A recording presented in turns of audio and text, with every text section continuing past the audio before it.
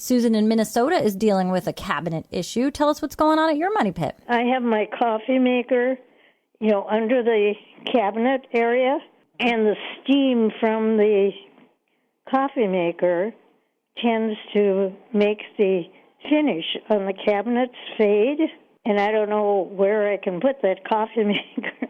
Yeah, I mean, that's because of all the moisture, the warm moisture that's being, wicked against that cabinet over the years.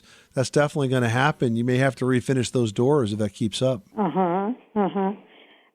Would I have to sand them first, or? Generally, it's a good idea to do that. Yes, you're going to lightly sand it, and then if it's only a light sanding and it's not sort of cutting through the finish, you might be able to just put a new coat of urethane over the top of it.